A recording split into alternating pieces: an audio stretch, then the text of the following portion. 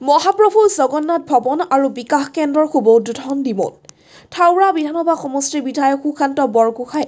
খঙিয়া চাহ বাগিচাৰ মহাপ্ৰভু জগন্নাথ ভৱন আৰু বিকাশ কেন্দ্ৰ শুভ উদ্বোধন কৰে। অসম চৰকাৰৰ অভিলাষী আঁচনি ৰূপায়ণৰ জৰিয়তে চাহ বাগিচাৰ সাংস্কৃতিক আৰু শৈক্ষিক উন্নয়নৰ জৰিয়তে ৰাজ্যৰ প্ৰতিখন চাহ বাগিচাত প্ৰায় 1,40,00,000 টকা ব্যয় সাপেক্ষে নিৰ্মাণ কৰা জগন্নাথ মহাপ্ৰভু ভৱনৰ জৰিয়তে চাহ বাগিচাসমূহত সাংস্কৃতিক চৰ্চা আৰু সামাজিক উন্নয়নমূলক কাম কৰাৰ বাবে এক সুন্দৰ পৰিৱেশ লাভ কৰিব বুলি বিধায়ক সুশান্ত বৰগোহাঁয়ে ব্যক্ত কৰে।